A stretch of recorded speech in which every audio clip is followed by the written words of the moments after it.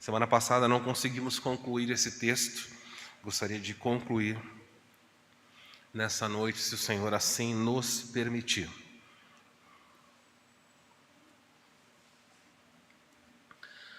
Comprometidos com o mundo, hoje vamos ver a parte 3, porque a semana passada não conseguimos caminhar. Então vamos ver aí o que aprender. Você é ou não comprometido com o mundo? Nós lemos o texto que diz, Jesus claramente dizendo, versículo 20, tenho porém contra ti que vocês toleram essa mulher Jezabel, que a si mesma se declara profetiza. Vocês toleram que ela não somente ensine, mas que seduz os meus servos a praticarem prostituição e a comerem coisas sacrificadas aos ídolos. Então nós estamos vendo aí que quem é comprometido com o mundo tolera o mal na sua casa e na igreja. Esse é o padrão que acontece. Também vimos o perigo de conviver com Jezabel. Vimos que essa mulher que aparece em Tiatira é um nome usado para ilustrar um padrão, porque de fato a mulher aqui nessa igreja não se chamava Jezabel. Mas Jesus usa esse nome porque o leitor na hora associou, eu sei o perfil. Se Jesus chamou essa mulher de Jezabel, é porque o perfil dela é um perfil de reinar, liderar e fazer aquilo de acordo com o seu próprio querer. Tolerância com erro é condenada, eu não vou falar sobre tudo isso, eu já falei. Falamos algumas características de Jezabel, o amor a outros deuses, no caso aqui Baal e Azerá. Vimos também que Jezabel, ela usava mal o seu poder. Ninguém ouve como Acabe, olha aqui, porque Jezabel, a sua mulher, instigava e fez ele grandes abominações.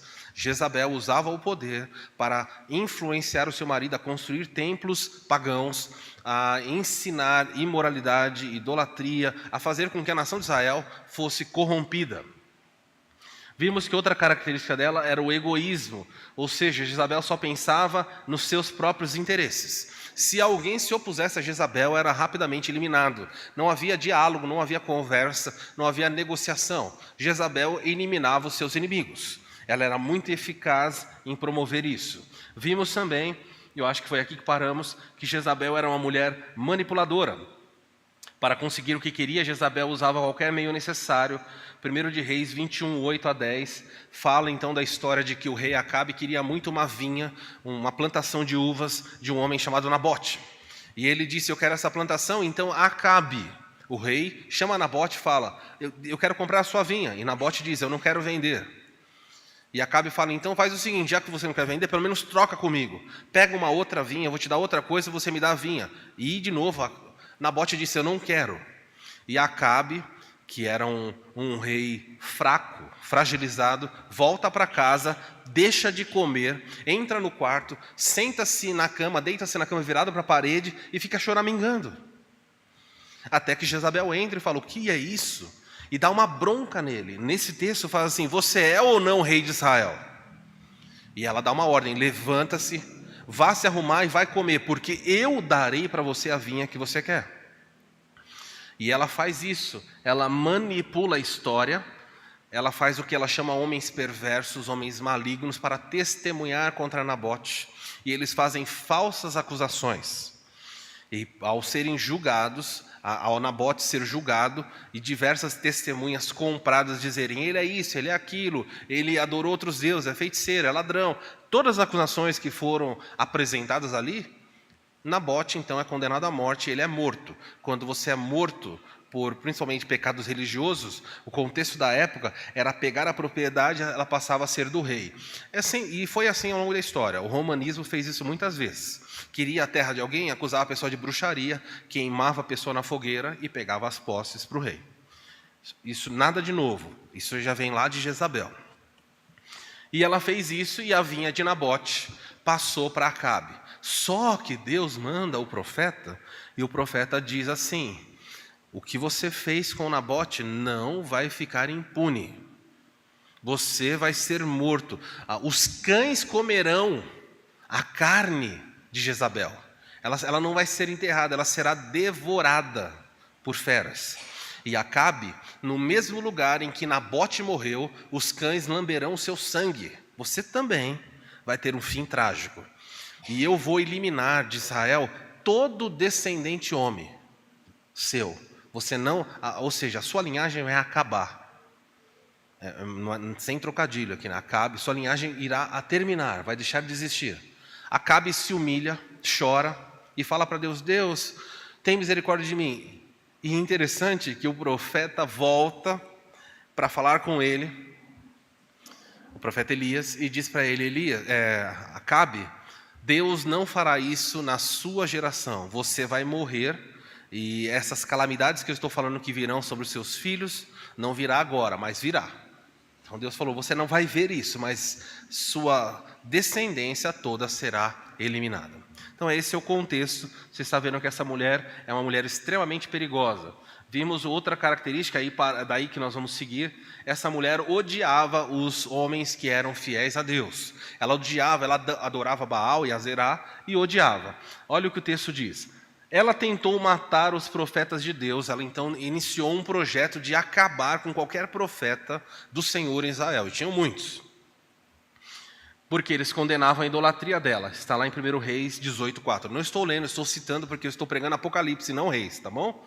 Quando Elias derrotou e matou os profetas e seus deuses, ela não teve temor de Deus, mas jurou matar Elias. Ela não aceitava a repreensão, nem que dissessem estar errada. Ela era cruel e má com os seguidores. Elias então profetiza que não vai chover durante 3 anos sobre aquela terra e a chuva para. Então Jezabel e Acabe ficam irritados com Eliseu e no final dessa trajetória, Eliseu então vai convocar os 850 profetas que serviam parte a Baal e parte a Jezabel, a Azerá. São vários profetas, e o que vai acontecer? Todos vão ser mortos. Elias vai fazer um altar, vai mandar fazer 2 altares e falar para o povo: decidam hoje em quem vocês vão seguir, o Deus de Israel ou se o Deus deles. E é matado 2 novilhos, 2 bezerros, e Elias então fala: vocês primeiro vão orar. Vocês podem clamar a Baal, se o Deus que responder por fogo, esse é o Deus verdadeiro. E os profetas de Baal começam a andar em volta do sacrifício. Gente, é muita gente.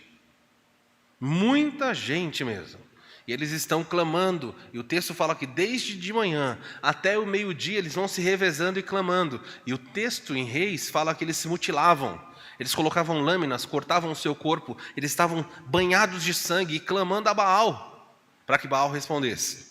Elias ficou em silêncio até que chegou perto do meio-dia. Então o profeta de Deus começa a usar de um recurso que as pessoas falam: não pode. Pode sim, é um recurso chamado ironia.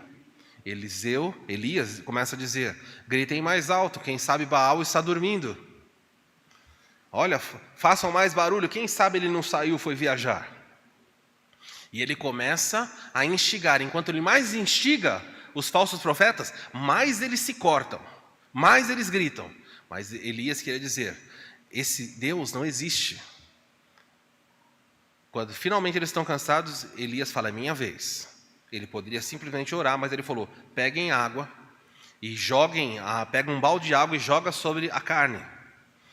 E depois ele falou: jogue de novo. E ele vai enchendo aquilo. E depois de jogar, se eu não me engano, 7 baldes de água, a água transborda e cai ao chão. E ele tinha feito um pequeno corte de água ali, para que a água ficasse. Então ficou uma poça de água em volta. Havia tanta água no sacrifício e em volta. Por que ele fez isso? Ele queria mostrar: o meu Deus é capaz de fazer algo, inclusive para que ninguém fale: ele tinha fogo escondido. Não, ele jogou água para exagerar. Então ele faz uma oração e fala: Deus, ó Deus de Israel, responde para que saibam que o Senhor é Deus vivo. E fogo do céu desce e o fogo incendeia toda aquela carne. E o texto fala que o fogo lambe a água. E o povo se prostra e fala: Deus é o Senhor. Então Elias diz: matem todos esses profetas. E há uma carnificina naquele dia, porque a população avança e mata os profetas de quem? De Jezabel. Quando Jezabel sabe disso, ela não se arrepende com a história que foi contada. Ela diz: eu juro que vou matar Elias. É uma mulher terrível, gente. Ela odeia tudo relacionado a Deus. Como isso vai se aplicar à vida da igreja? Jesus condena a tolerância com erro, e aí nós vimos o perfil de Jezabel, está tudo aí: idólatra, usurpadora, manipuladora e cruel. Do outro lado, se você tem uma Jezabel assim, você tem um Acabe, que nós podemos dizer que também era idólatra, porque ele construiu os seus templos, os templos aos deuses falsos. Acabe também era mimado. Gente, é muito triste ver isso. Você lê, eu tenho uma tendência de ficar revoltado quando eu vejo esse tipo de fraqueza. Uma fraqueza de voltar para casa, eu não tenho o que eu tenho, não tenho o que eu quero, e vou virar a parede e ficar chorando.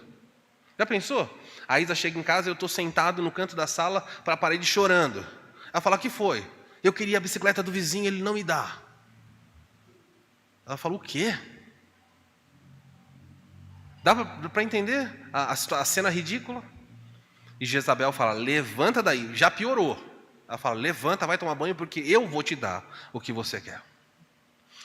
Um homem mimado, um rei fraco e mimado. Ele era alguém manipulável, completamente manipulável. E vimos também que ele era desobediente a Deus. Ele preferia obedecer a Jezabel do que obedecer a Deus. Todos esses aspectos estão relacionados à sua fraqueza. Agora, o que isso tem a ver com a igreja de Tiatira? Como isso pode tirar lições para nós? Agora você vai entender, já tendo o pano de fundo, Jesus falou para a igreja, o problema de vocês são amorosos, trabalhadores, mas vocês toleram que na igreja tenha essa Jezabel que está aí dentro. E nós precisamos então agora fazer as aplicações, tirar as lições para a nossa vida. Vamos ver aí algumas importantes. Aí o texto nós já falamos, eu destaquei essas 3 frases em cores diferentes, porque esses são os problemas, as acusações feitas por Jesus. Tenho contra ti que vocês toleram essa mulher. Jesus não é contra as mulheres, mas ele falou, eu estou indignado que vocês toleram esta mulher, Jezabel. E aí Jesus coloca a primeira informação para nós nesse texto, que a si mesmo se declara profetiza. O que essa mulher fazia dentro da igreja? Ela veio, agora em Tiatira, esquece a Jezabel do passado, nós vemos que essa mulher aqui é um modelo do que foi Jezabel. Essa mulher na igreja se dizia, eu sou profetisa. Nada de novo no reino das igrejas. Ainda hoje, muitas mulheres, nesta noite, em diversos lugares do Brasil, mais mulheres do que homens, inclusive, estão dizendo, eu sou profetisa de Deus. E por que Jezabel queria dizer, Jezabel passada dizia, eu sou rainha. Essa da igreja não podia dizer, eu sou rainha. Mas ela dizia, eu sou um profeta dentro da igreja. Jesus também vai falar do segundo problema, que era o ensino dela, e depois Jesus vai terminar dizendo que ela seduzia os seus servos, ou ela enganava os seus servos para que eles praticassem a idolatria. Ricardo, eu vou pedir para você passando para mim, por favor, a partir daí. Olha aí o próximo slide, vamos ver juntos qual é o problema. Pode passar, Ricardo, por favor.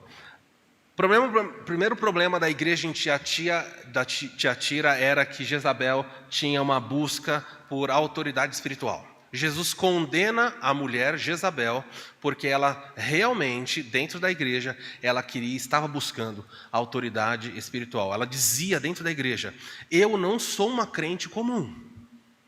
Eu estou aqui, mas eu sou alguém diferenciado. Eu sou alguém que estou acima dos demais, sejam homens ou sejam mulheres, porque eu sou uma profetisa. E qual era a função do profeta? Pode passar, Ricardo. Eu não sei se tiver aquele outro na gaveta, esse daqui a pilha acabou, talvez tem um passador lá em cima de slide, daí eu posso controlar daqui. Olha só, naqueles dias eu vou ler um texto que fala sobre o que são profetas. Profetas do Antigo Testamento, eu vou deixar um pouco de lado, embora tenha funções, mas eu quero falar sobre os profetas do Novo Testamento, que também tinham. O livro de Atos, capítulo 11, diz o seguinte, o apóstolo Paulo está caminhando aí na sua jornada, e acontece que diz, naqueles dias vieram alguns profetas de Jerusalém, vieram até Antioquia, e vindo um deles, chamado Ágabo, dava a entender pelo Espírito Santo que estava para vir grande fome por todo o mundo. Acontece que vários profetas chegam em Antioquia, aonde o apóstolo Paulo, Antioquia era na região ali da Palestina, eles chegam lá e o que acontece? Um desses homens, que era um profeta, chamado Ágabo, diz, está para vir sobre toda a terra fome. Está para vir, vai se espalhar. Obrigado. está para se espalhar por toda a terra, uma grande fome no mundo. Isso era a função dos profetas. Os profetas, eles não revelavam coisas individuais. Entenda aqui, mas ele está revelando uma coisa individual para Paulo. Ele estava revelando algo que ia acontecer de forma global, que ia impactar o mundo daquela época e ia fazer muita diferença no ministério apostólico de Paulo, que tinha que viajar pelo mundo. E Paulo, por que ele está avisando que haverá fome sobre a terra? Porque Paulo ia chegar em igrejas espalhadas no mundo inteiro e levantar oferta para os crentes pobres de Jerusalém. Não era o tipo de profecia, a falsa profecia que acontece hoje, a pessoa dizendo, olha, Deus está revelando para mim que nessa noite tem um pai aqui que tem problema com seus filhos adolescentes. Deus está revelando nessa noite que tem irmãos aqui que estão com problema na conta bancária. Deus está revelando aqui que tem irmãos que sofrem com insônia, ou de vez em quando enxaqueca, ou está com o dedo mínimo doendo agora, enquanto o pastor está falando. Esse tipo de coisa, isso não é profecia. Isso é bruxaria, chama-se adivinhação. No Antigo Testamento, era digno de morte. Ficar revelando o futuro de uma pessoa, é claro, mas eles acertam, é claro. Uma pessoa fica falando, dá um monte de coisa, tem coisa que vai acertar. Eu também profetizo assim. Esse ano Bolsonaro vai voltar para o Brasil. O Senhor está me revelando. Posso falar isso para você? Esse ano Deus está me dizendo que a gasolina vai subir. Pastor, profetiza uma coisa boa. Vão morrer alguns políticos. E aí? Esse tipo de profecia, você vai jogando aqui. É claro que uma coisa, uma vez ou outra, você vai acertar. O profeta bíblico, ele não acertava 90%, 80%, ele tinha que acertar 100%. Se ele errasse uma, ele era jogado fora. Aliás, é dito isso, não precisa abrir agora, depois você pode ler na sua casa, em Deuteronômio 18, é dito abertamente, o profeta que falar em meu nome e não se cumprir, não tenham medo dele, porque ele não me serve. Profetas não erram, nunca. Então, quando a pessoa fica na igreja fazendo um monte de coisa assim, mentindo ser profeta, quando elas erram, a pessoa fala, mas ele acertou um monte de coisa. Não existe isso, o profeta não erra, porque o profeta é a boca de Deus. Deus não erra. E Jezabel, então, começou a dizer, eu sou profetisa, porque ela queria buscar a autoridade espiritual. Ainda hoje nas igrejas isso acontece. Deus é muito claro sobre o perigo que ronda a vida das irmãs, especificamente das irmãs. Deus tem um papel para cada um de nós dentro do seu povo. Deus tem uma função, nós somos totalmente iguais diante de Deus, em termos de sermos filhos. Mas Deus deu para cada um de nós papéis e funções diferentes. Deu papéis para homens e deu papéis para mulheres. Deu funções para alguns, alguns vão ser pais, outros não vão ser. Deu função para alguns, alguns vão ser maridos e outros não vão ser. E Deus vai fazendo isso, vai distribuindo. Na igreja, Deus deu função para alguns vão ser mestres, vão ensinar, e outros não vão. Então, nós somos iguais, mas temos funções diferentes. E uma das funções que Deus não deu para as mulheres, para nenhuma mulher, era a autoridade espiritual sobre o seu povo. Deus não fez isso. E toda vez que eu ensino, ou textos como esse surgem, eu fui convidado a pregar numa igreja. E eu tinha que pregar esse texto. Na verdade, eu estava fazendo uma exposição geral. E eu falei, olha, eu vou falar sobre o texto, tudo bem? Não, pode falar, tudo bem sobre o texto. Eu falei, mas sobre esse texto, você já leu? Eu vou pregar esse texto aqui, tem problema? Não, pode pregar. E eu preguei.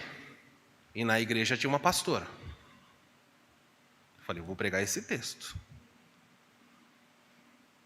E disse, olha, eu não tenho nada contra ninguém, mas a Bíblia, ela é a autoridade absoluta.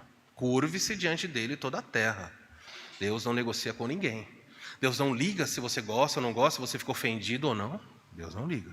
Deus não quer ofender. Mas se a verdade ofender você, a verdade bíblica, Deus não vai falar sinto muito. Ele não sente nada. Ele não sente, sinto muito. Você ficou... Não.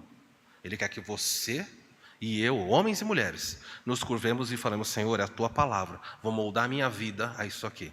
Deus não quer que mulheres recebam e tenham na igreja a autoridade espiritual. E por que razões? Afinal de contas, Deus não quer isso. Toda vez que eu prego ou ensino isso, alguém fala, mas e Débora?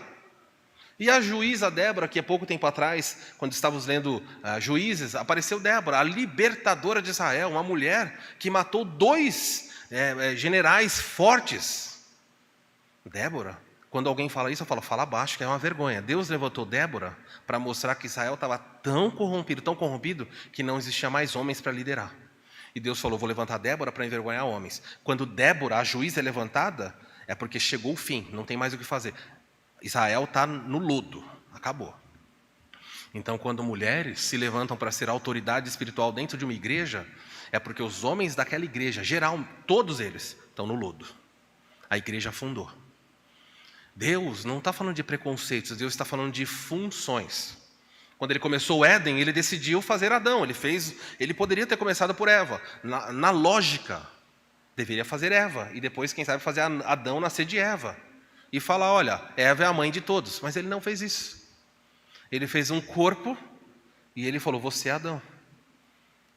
E depois que Adão existiu, ele fez Eva. Quando Eva abriu os olhos, ela perguntou, onde estou? E Adão falou, você está no Éden.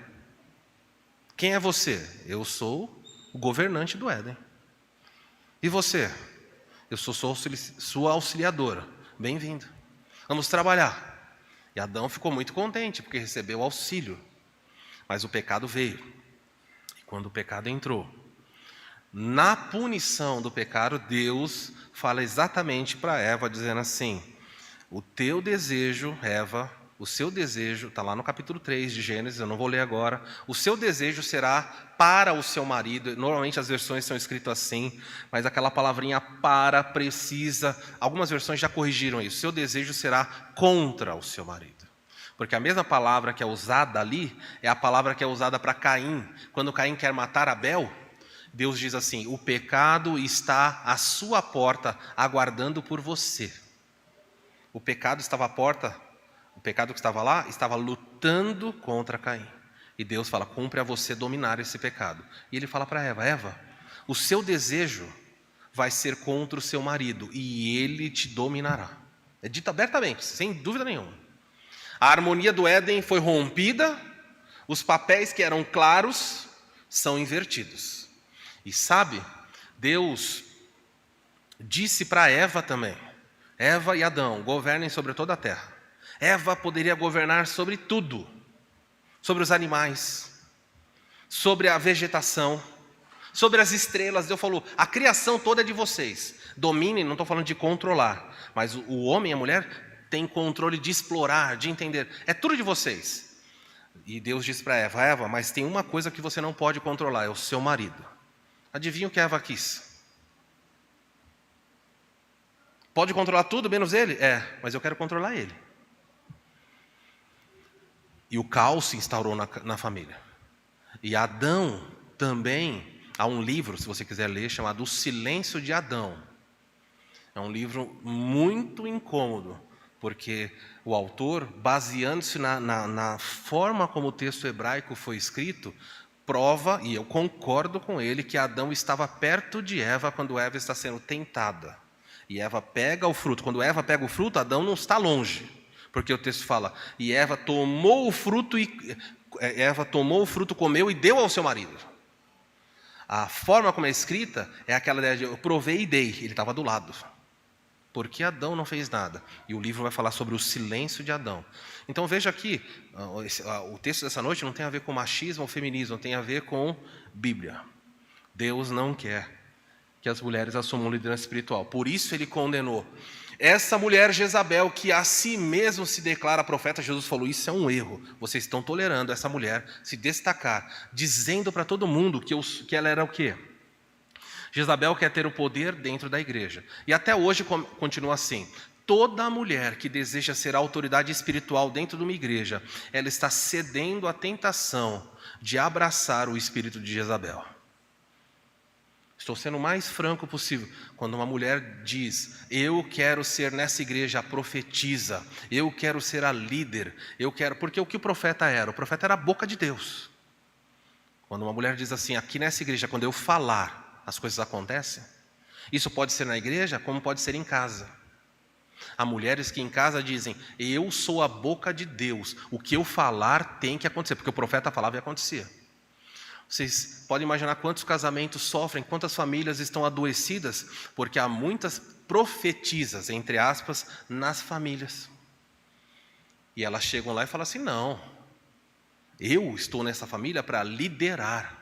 Deus me colocou aqui para ser a boca dele. Eu vou dizer A e A vai acontecer. E ai de alguém que não cumprir a boca ou não cumprir a ordem minha como profetisa. Deus há de punir, e eu mesmo vou começar a punir. O que Jezabel fazia quando as pessoas se opunham? Jezabel manipulava, destruía, corrompia. E ainda hoje, há muitas mulheres agindo da mesma forma como Jezabel. E todos nós precisamos olhar para textos como esse. Vocês toleram ela na igreja. Jesus vai mais adiante.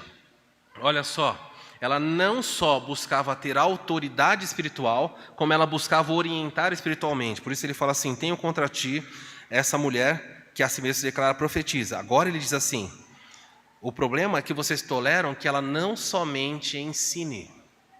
Essas são as palavras de Jesus. Vocês estão tolerando ela se declarar profeta e estão tolerando que ela ensine. Qual é o problema? As irmãs não podem ensinar na igreja? Jesus falou: pode. Mas cada um de nós tem a sua função. E Jezabel não quer estar submissa a ninguém. Ela diz: eu vou ensinar quem eu quiser. Eu sou autoridade e farei o que eu quero. Olha só. O que Paulo vai dizer, como Paulo e Jesus, o texto bíblico está em harmonia. Olha o que Paulo diz em 1 Timóteo 2,11. A mulher aprenda em silêncio com toda a submissão. Na sequência, palavra do apóstolo, ele diz: e não permito que a mulher ensine. É o pastor Marcos que falou isso? Foi a Igreja Batista Redenção que escreveu? Paulo diz: eu, apóstolo de Cristo. E se você quiser falar: mas ele é apóstolo, você pode ler 1 Coríntios 14. Paulo diz assim: se alguém, eu falo pelo Espírito do Senhor, e se alguém não acreditar em mim, se afasta dessa pessoa. Estou falando pelo poder de Deus. E olha só, ele diz: eu não permito. Alguém tem a versão que diz: eu não acho bom, olha, não seria prudente. Tem alguém que tem versão assim? Alguém que fala assim: eu não acho legal. Será que tem essa versão? Será que Paulo abriu possibilidade? O que significa eu não permito?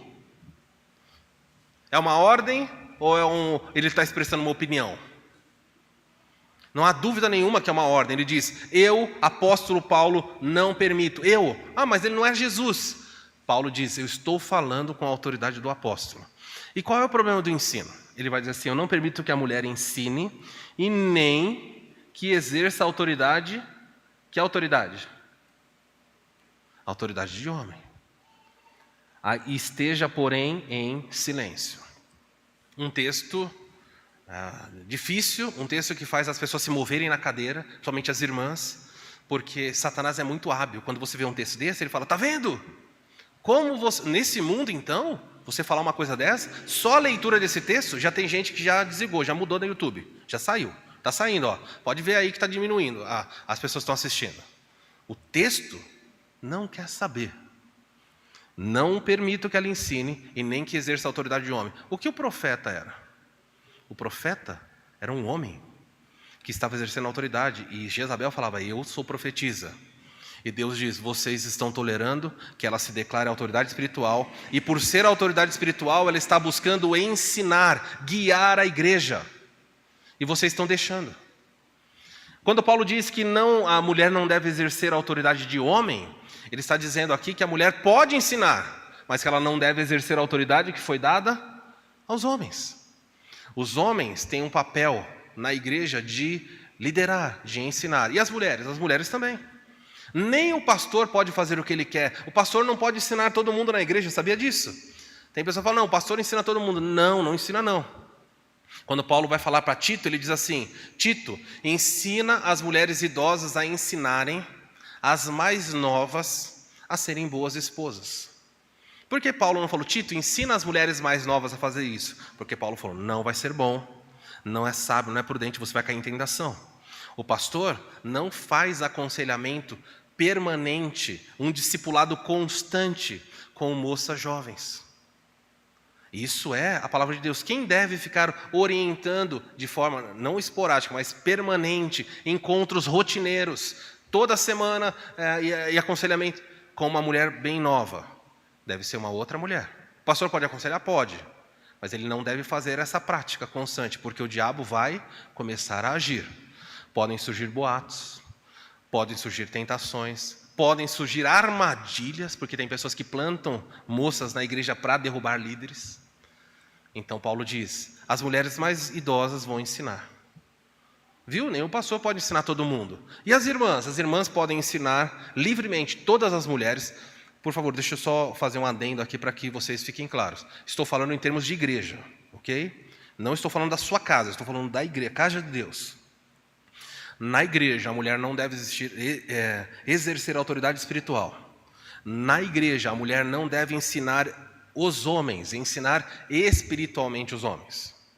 Elas devem mutuamente se ensinar, e elas podem ensinar os mais novos, e elas podem ensinar as crianças. Há uma discussão bíblica com grande fundamento. Qual é a idade que as mulheres devem parar de ensinar os homens na igreja? Até que idade? Nós não sabemos. Eu gostaria que a Bíblia colocasse a data. A partir daqui, não pode mais. A partir daqui, o ensino tem que ser de homens. Nós não sabemos. A Bíblia não coloca. Então, o que nós fazemos? Quando nós não sabemos, nós recuamos o máximo possível de segurança. Como é que os judeus procediam? Quando quando o menino completava 12 anos, ele passava por uma cerimônia de transição, chamada Bar Mitzvah. E era dito, a partir de agora, você é um homem. Então, o único direcionamento que nós temos é esse. Então, quando nós falamos assim, as crianças vêm à frente, crianças até que anos? Tem uma razão teológica, a gente fala assim, crianças até 11 anos vêm à frente. Porque sobem meninos aqui. Por que os de 12 anos não sobem e ficam aqui? Porque nós não queremos ferir e nem queremos colocar que as irmãs que estão dando aula caiam num perigo de estar desobedecendo a Deus com a concessão pastoral. Fala, não, vai lá e ensine. Não. Pastor, mas eu tenho um filho na minha casa, ele tem 14 anos, devo parar de ensinar? Não. Estou falando da igreja. Ensina seu filho. Meu filho tem 40 anos. Ensina ele, continua ensinando. Pai e mãe devem ensinar os filhos durante toda a vida. Não tem problema nenhum. A esposa pode ensinar o marido em casa? Pode ensinar o marido em casa. Claro, com cuidado aí, com respeito. Tá bom? Mas é possível que uma esposa conheça mais da Bíblia do que o marido. E a hora que estão conversando, falam, olha, amor, não é dessa forma. Há um texto aí, que se eu ficar puxando, a gente não acaba o texto bíblico. Chegou da cidade vindo do Egito, de Alexandria, um homem chamado Apolo, varão poderoso, eloquente na palavra. Atos 19. E quando ele está pregando, há um casal que observa ele pregando. E o texto fala assim, então, Priscila e Áquila, gera muito incômodo nas pessoas, porque normalmente quando você cita o primeiro nome, você está dando destaque àquela pessoa. Então fala assim que Priscila e Áquila convidaram Apolo para casa e lhe instruíram melhor a respeito do caminho. Apolo foi na casa, era um pregador. Não foi feito em público, não foi feito na igreja. Mas quando eu estava em casa, Priscila e Áquila falaram, olha Apolo, isso não está certo. É desse jeito, daquele jeito e tal. E corrigiram a teologia de um excelente pregador. E ele se tornou um pregador mais poderoso ainda. Então não tem nenhum problema. As irmãs, quando estão em casa, educarem, orientarem, ensinarem, apoiarem, elucidarem questões relacionadas à Bíblia com seus maridos e filhos.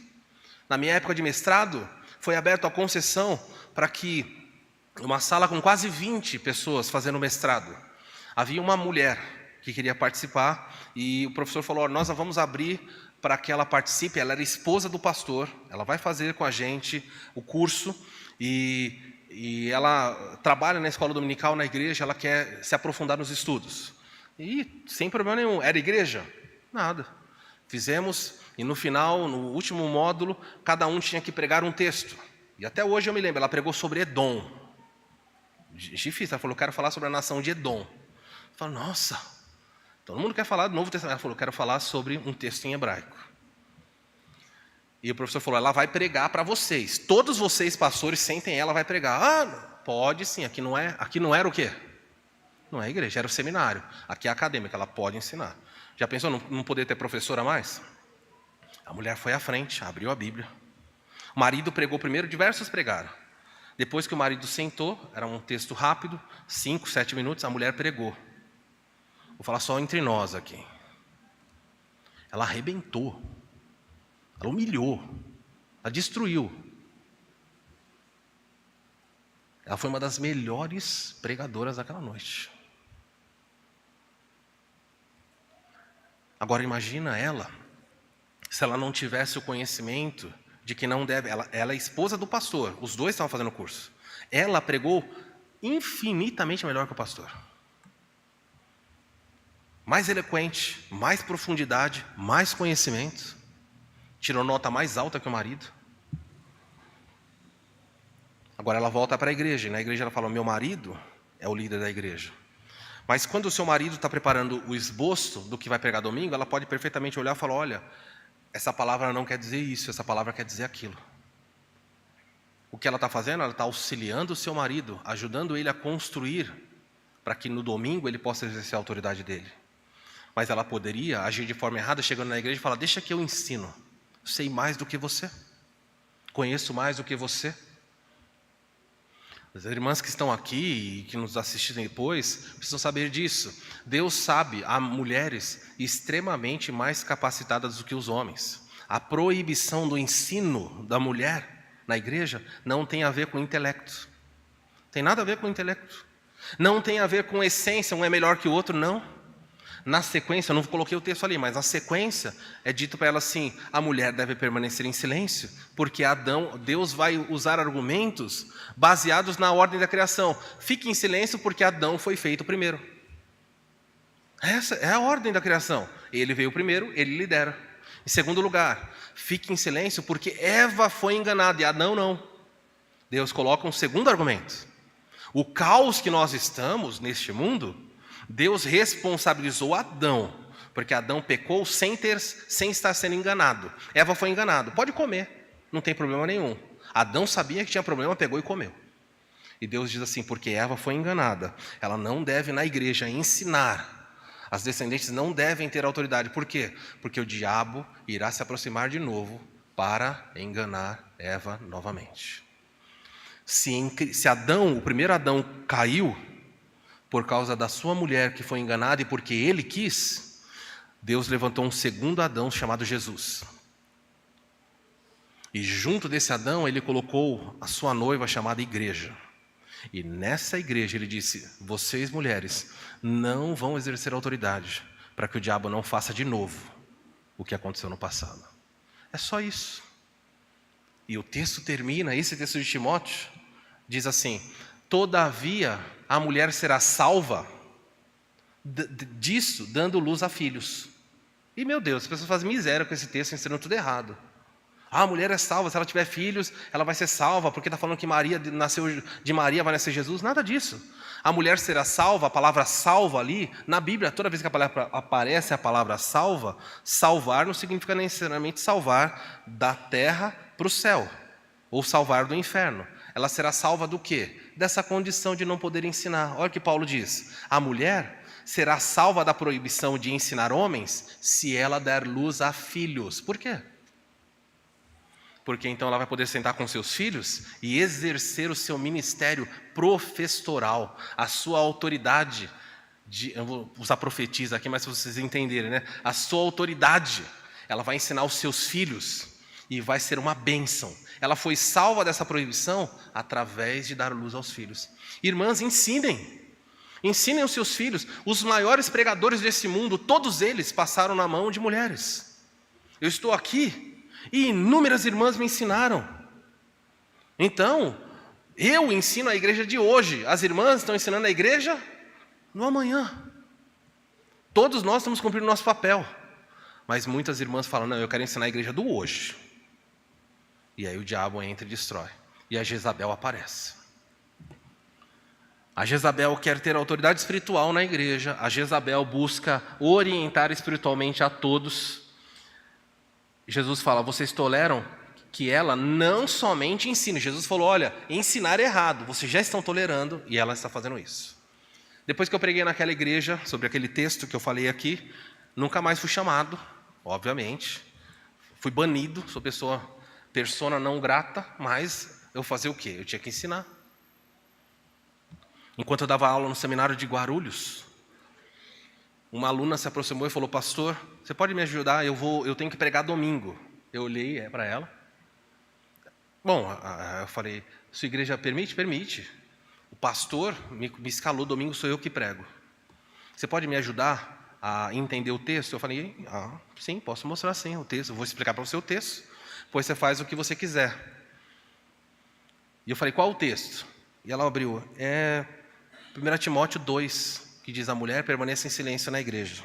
Eu olhei e falei: você vai pregar isso domingo? Eu falei: mas como? E eu falei: não, você tem certeza que é texto? O pastor mandou eu pregar esse texto. A mulher fique em silêncio, aprenda com submissão, e eu não permito que ela ensine. Ela ia à frente fazer isso. Gente, é desesperador. Eu falei: olha, fale para o seu pastor que esse texto é o último texto que você deveria pregar. O texto está ensinando exatamente o que você não deve fazer. A não ser que você fale: olha, hoje eu vou desobedecer esse texto. Vou mostrar para vocês como desobedecer a Bíblia. Aí você prega e desobedece a Bíblia. Nós precisamos vigiar, porque o diabo incita no meio da igreja Jezabéis. Mas para não ficar uma pregação, e nem deve ser, a Bíblia não está focando, um texto fala só das irmãs, é que esse era o problema da igreja. Mas por que Jezabel era tolerada na igreja? É porque dentro daquela igreja existiam Acabes. Jezabel só surge onde Acabes estão. E agora se torna um pouco mais difícil. Quando há Jezabel na igreja, é porque o Acabe está ali também. Quando a Jezabel aparece em casa, é porque lá na casa tem um Acabe. Ele está ali. Ele tem coroa. Ele tem o cetro na mão, mas ele não manda nada. Quem manda é ela.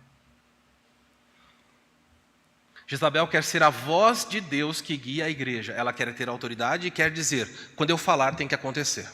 E está cheio de igreja assim.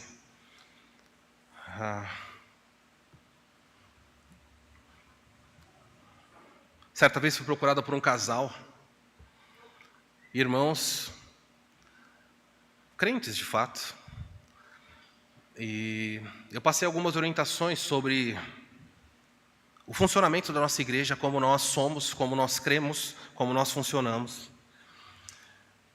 E apenas a título de ilustração, enquanto nós conversávamos, a esposa disse para mim o seguinte: eu gostaria que fosse dessa forma que funcionasse as coisas. E eu disse: não será dessa forma, a nossa igreja não funciona dessa forma, não vai ser dessa forma. Por quê? Porque é errado, e quando não for errado, a nossa igreja tem essa dinâmica. Algumas coisas que você está pedindo são coisas erradas. Por exemplo, eu quero, em vez de nós termos uma dinâmica, por exemplo, sala de aula, nós temos dinâmica. Quais são as dinâmicas? Toda semana eu pergunto: quem dá aula hoje? Então você percebe que os professores e professoras, eles têm um rodízio. Mas as pessoas em questão queriam: olha, eu quero dar aula durante 6 meses, só eu, sem que outros deem aula. Eu falei: por quê? Para criar vínculo com os alunos. Eu falei: não. Se você fizer isso, outras irmãs serão cerceadas do privilégio de ensinar.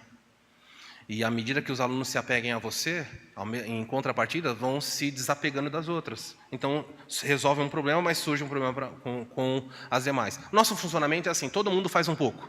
Nós temos um rodízio de quem toca, de quem fica à porta. É assim, todo mundo trabalhando. Eu não posso falar assim: olha, durante 6 meses é o Maurício que vai tocar, durante 6 meses é só o Norberto que ora. Não existe isso. E me chamou a atenção porque, pregando esse texto, estudando esse texto, não o marido, mas a irmã disse para mim assim: você é um pequeno ditador. Estou citando exatamente a palavra. Fiquei contente porque ela falou na minha frente, não falou? Falou: você é um pequeno ditador. Eu falei: sou. Acertou. Não falei o resto da frase, mas falei: acertou. Sou. Nesta igreja, eu cuido do departamento infantil, da cantina, eu sei o que está acontecendo no louvor, eu estou no grupo de belas, estou no grupo de homens, eu estou sabendo de tudo que acontece na igreja. A nossa igreja vai caminhar assim. Mas essa irmã especificamente queria ser a voz de Deus para guiar a igreja. Estou dando um exemplo. E eu falei, não será desse jeito. E o seu marido estava ao lado enquanto ela falava isso. É muito comum, e ouçam-me bem, na igreja e nas famílias, os maridos vivendo e exercendo a sua influência como Acabes, e irmãs, crentes e não crentes, exercendo o seu papel de Jezabel. E Deus está dizendo, está errado, vocês não devem tolerar isso, diga que está errado. E se a pessoa falar, vai embora? Pode ir embora. Não tolerem o erro na igreja. Não tolerem o erro entre vocês. E nós precisamos ser bíblicos em todos os aspectos. Não somos perfeitos, mas precisamos ensinar a verdade. Jezabel quer ter influência espiritual, em segundo lugar, ela quer orientar espiritualmente a todos.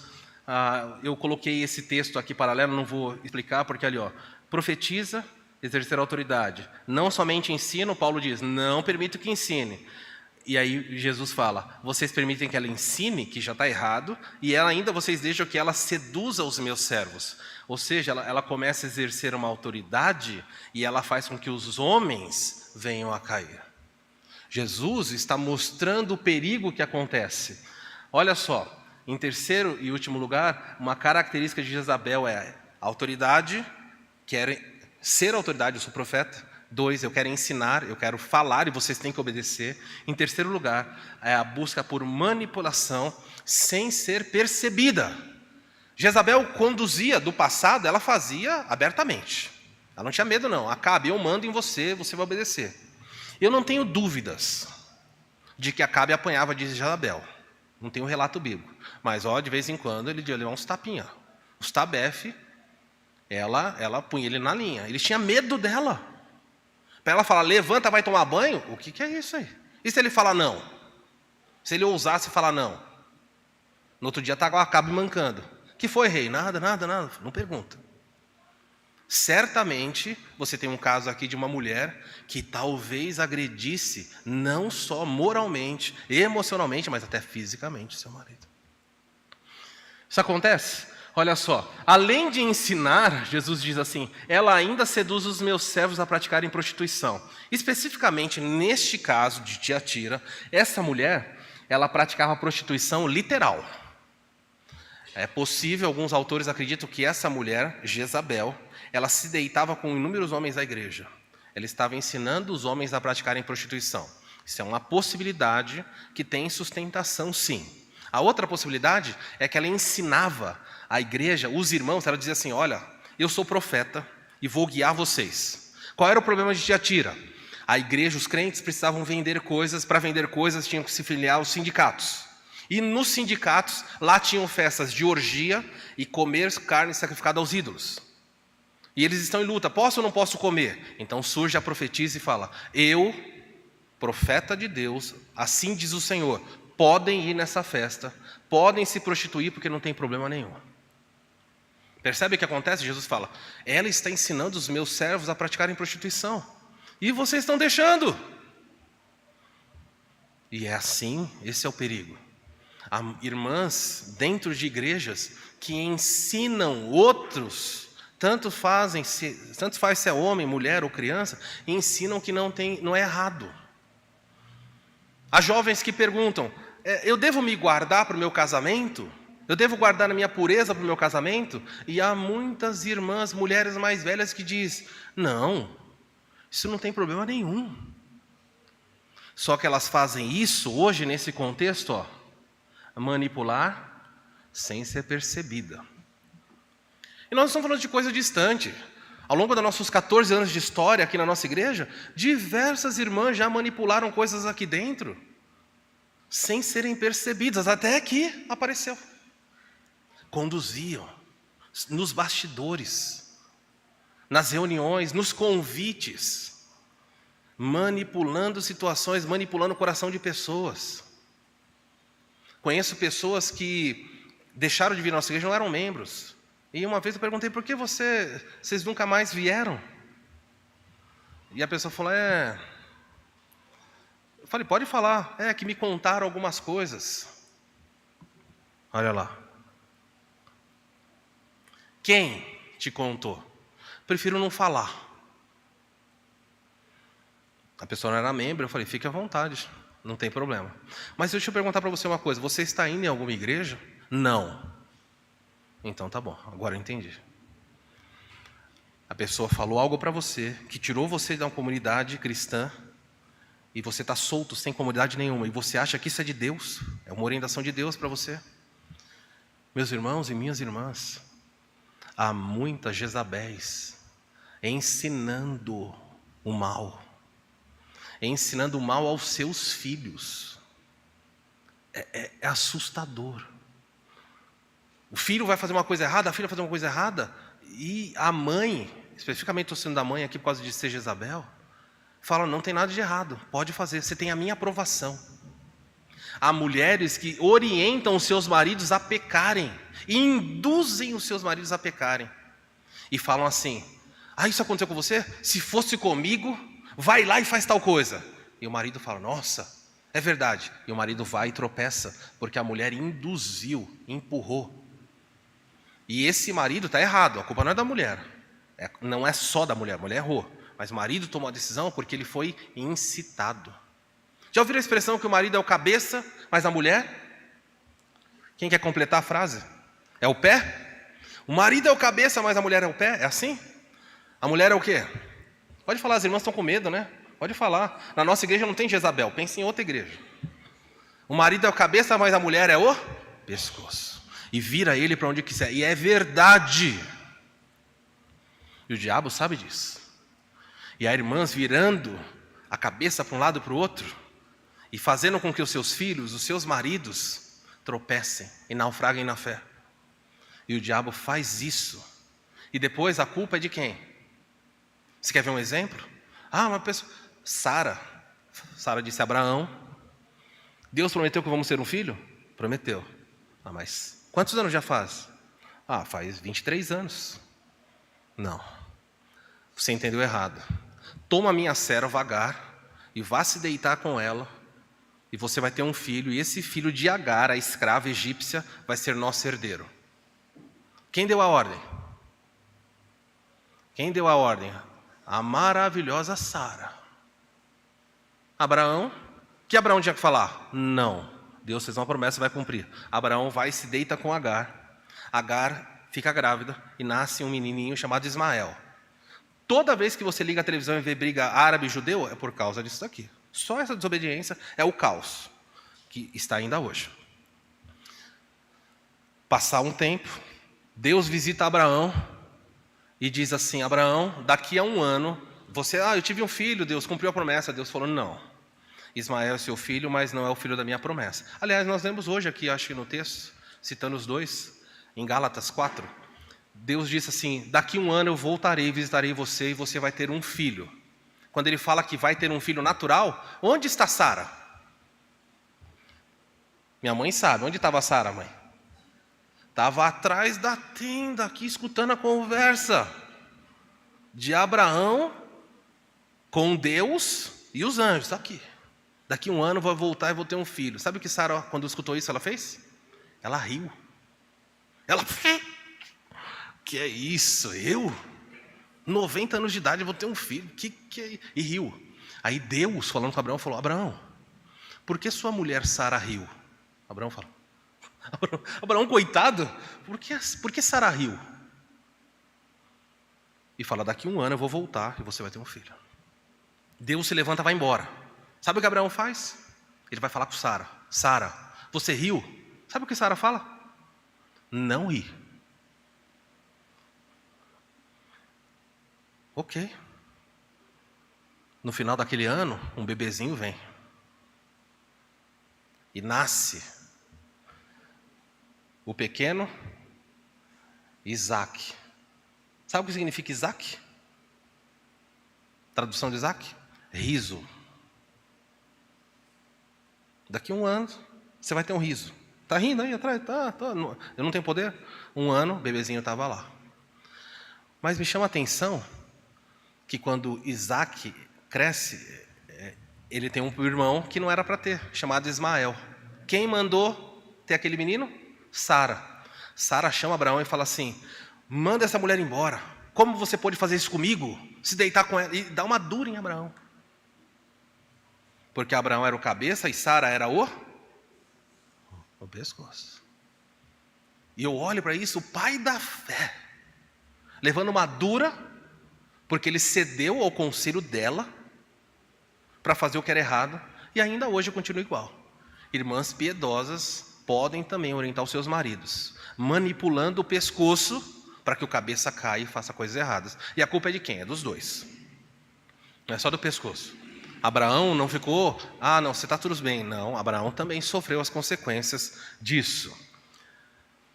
Olha o que significa seduzir no dicionário. Seduzir significa atrair, encantar, fascinar, envolver totalmente, convencer com artimanhas, persuadir com astúcias, enganar, sob a promessa de obter vantagens. Olha aqui, sem consequências.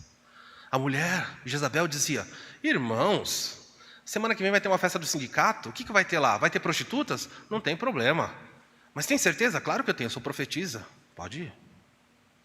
Não vai ter problema? Eu sou a voz de Deus aqui dentro. Você ousa duvidar da boca do Senhor aqui? Pode ir. Mas lá vai ter bebida, pode beber. E a carne sacrificada? Coma. Não tem problema nenhum. E Jesus falou: vocês estão tolerando essa mulher. E olha o que ela fez. Ela ensinou. E depois seduziu, enganou os meus servos para que eles praticassem a prostituição. E a igreja de Tiatira era uma coisa horrenda de ver. Por um lado, Jesus elogiou no começo, vocês são isso, isso, isso, mas tinha gente da igreja que durante a semana se deitava com prostitutas cultuais e domingo estava levantando a mão: Senhor, como eu te amo. Tinham pessoas se sentando à mesa de demônios, nos sacrifícios, mas no domingo estavam na igreja dizendo: Senhor, o Senhor é tudo para mim.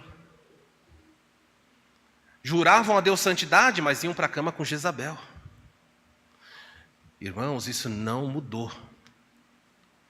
Tanto faz se é homem ou mulher. Há muitas mulheres que adentram a igrejas para seduzir homens casados, para destruir casamentos. São Jezabéis.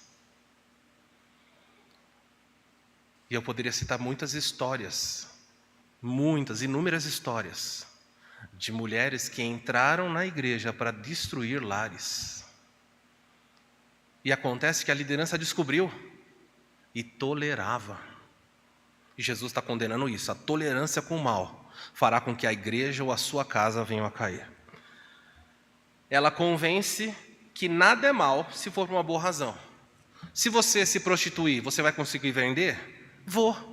Tiatira assim: se você vender, você vai dar dízimo? Vou. Então não tem problema, pode se prostituir. Se você for naquela festa, vai ter problema? Não. Mas o que vai cantar lá é errado. Não tem problema nenhum. E eu poderia fazer aplicação isso para os dias de hoje. Vai ter poço de monta em Bragança. Pastor, não fala disso não. Vamos ficar só em Tiatira. Vai ter festa do peão, vai ter isso e aquilo. Posso ir? Ué, é a mesma pergunta que os tiatirenses fizeram. Tem problema eu me comprometer e ir na festa lá em Barretos? O que vai ter lá? Vai ter várias mulheres seminuas, ou algumas até nuas. Vai ter muita bebida? Vai. Aliás, bebida vai ser patrocinada livremente. Mas eu prometo que eu vou lá fazer evangelismo. Bom, se é por evangelismo, é uma boa razão. Pode ir. Há igrejas que têm grupos de escola de samba. E no carnaval, as irmãs da igreja colocam o seu maiô, aqueles negócios, saem rebolando na avenida. Fala: mas, meu Deus, isso não é errado? Fala: não, nós estamos fazendo diferença na vida deles. Estou rebolando para Jesus. Então, está tudo certo. Vocês acham que isso é mentira? Esse é o mal que vai sendo tolerado. E se a graça de Deus não sustentasse a gente, o ano que vem, nós teríamos um bloco aqui da igreja.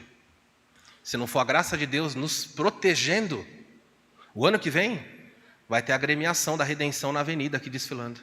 Porque nós não somos mais poderosos. Deus tem que nos guardar. Ele precisa agir. Mas eu tenho que parar, as aplicações do texto são essas aqui. Uma para a irmã, uma para os irmãos. Irmã, preste atenção, não seja Jezabel em sua casa, nem na igreja. Na igreja eu vou ajudar você a não ser, mas na sua casa eu não tenho como, eu não estou lá. Não mande, não manipule ou controle o seu marido. Vou repetir, não mande no seu marido.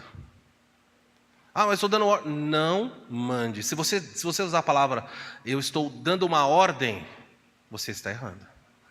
Você não ordena, você não faz isso. Você aconselha, você conversa, você mostra o ponto de vista, é o seu papel como orientador, mas você não manda. Mas se ele estiver fazendo uma coisa que eu sei que vai dar errado, você orienta, você mostra, mas você não manda.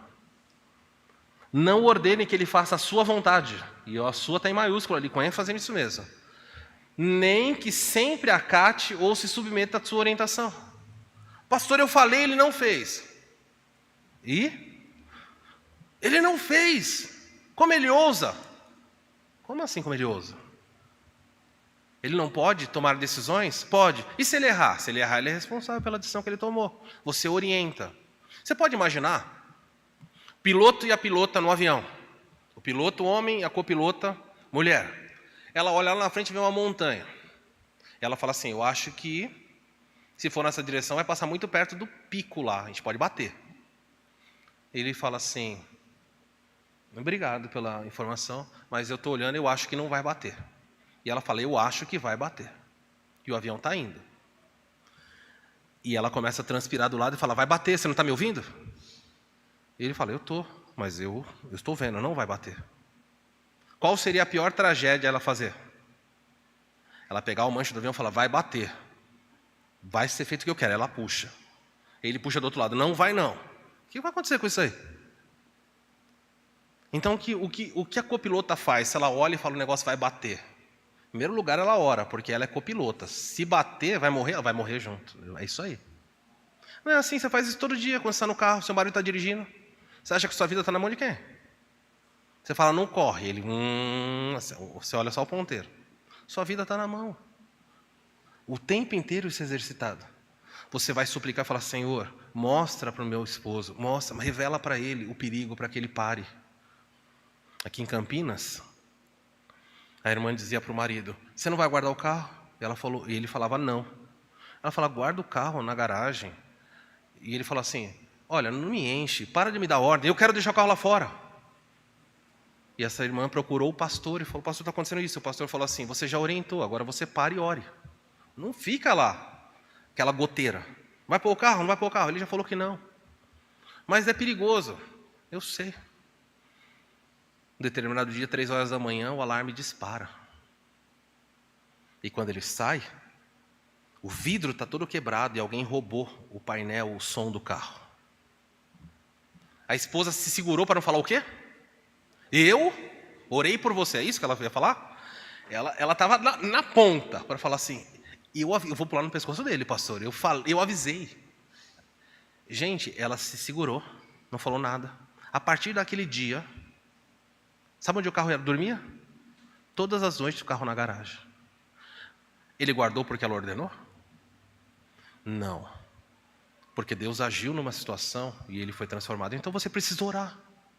Fala, Deus, o meu marido está fazendo algo que não é certo. Mas você não deve mandar ordenar. Ele não está aqui para acatar suas orientações. Isso é o que a Bíblia ensina. Se você fizer isso, se você mandar no seu marido ordenar, todos verão Jezabel em você. Ninguém vai esconder. O pessoal fala, ó, Jezabel aí. Mandando, vem aqui, eu ordeno. É triste quando você está na frente de um casal e você vê Jezabel. Muito triste. E o texto diz, e pior, verão Jezabel em você e verão um Acabe ao seu lado. Um líder fraco que não reina, mas tem uma coroa na cabeça. Muitos dos problemas que eu enfrentei na vida ministerial, para não dizer quase todos os problemas que eu passei na vida ministerial, foram problemas porque o Acabe não controlou Jezabel. Mas ele aparentava, esses maridos que eu tratei, aparentavam ser reis em casa, mas não eram. Cuidado com a aparência. Você pode ter coroa, mas se você não liderar, a Jezabel manda. Irmão, então olha aí, para as mulheres já falei, agora para os irmãos. Não seja um Acabe na sua casa. Ou seja, não seja fraco, mimado, tolo e infantil. Há muitos homens que são infantilizados, são fracos, não sabem liderar. Os filhos pedem uma opinião e falam, eu não sei o que fazer. Fala com a sua mãe. Mas ele não vai falar com você? Ele está perguntando para você. Você não tem o direito de orientar, você tem. Como homem, você tem de orientar. É seu papel. E se orientar errado? Você pede perdão, corrige, mas você tem que trazer orientação. Se você não sabe orientação, vá buscar, vá pedir orientação, vá crescer, mas você tem que orientar. Você não pode dizer assim, faz o que você quiser. Isso não é o papel do líder. E nós, como eu falei, estamos carecendo desesperadamente de homens que sejam fortes, que não sejam mimados, que não sejam tolos ou infantis. Agora, o perigo disso aqui é o extremo. A pessoa fala assim, bom, pastor, então eu não vou ser como Acabe, que era um frouxo, um fraco, eu vou ser um tirano. Aí a pessoa vai e quer pisar na cabeça da esposa. Fala assim, a partir de agora, e já está pensando, fala assim, os que estão assistindo pelo YouTube, falando, você vai ver essa semana como vai ser. Se prepara, as coisas vão mudar aqui em casa. E começam a virar tiranos. Não tem nada a ver com a Bíblia. A Bíblia fala para você liderar com o quê? Oração. Quer liderar sua casa? Ore. Lidere com sabedoria, amor e firmeza. Se você liderar sua casa só com amor, sem firmeza, sua casa vai virar anarquia. E se você liderar a sua casa só com firmeza, sem amor, vai virar uma tirania. E Deus quer que o seu lar seja uma expressão da glória dele. Se você não sabe liderar, ore e fala, Deus, dá-me condições de liderar. Eu tenho que liderar a minha esposa, meus filhos. Eu preciso ser um homem de fazer diferença na vida da igreja. Senhor, tem misericórdia, me transforma. Eu não quero ser um Acabe entre os irmãos. Nós precisamos, nesta igreja aqui, de homens que se levantem.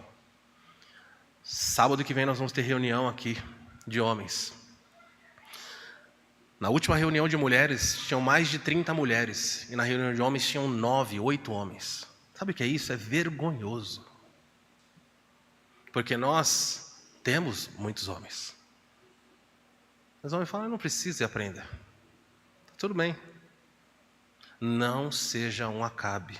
Levante-se, assuma o que Deus deu para você. Jezabel só existe onde Acabe reina. E por fim, a pergunta de 1 milhão. Mas pastor, se eu fizer isso, se eu liderar, há muitos anos a minha esposa, o meu casamento, ela manda. Se eu liderar, se eu fizer isso, o meu casamento pode acabar.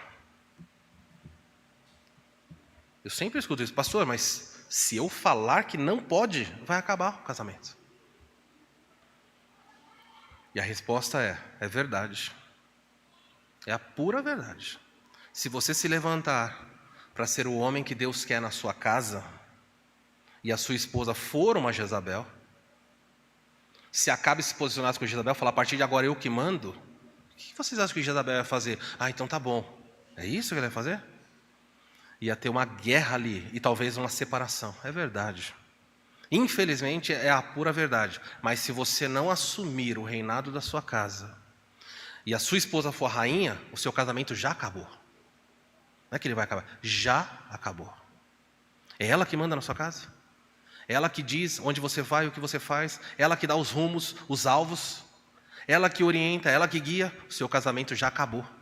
Você tem a coroa na cabeça, mas você não manda em nada. Você é só um rei de fachada.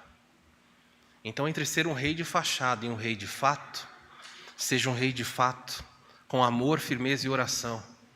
E confie em Deus, falando, Deus, sustenta meu casamento para que ele não se desfaça.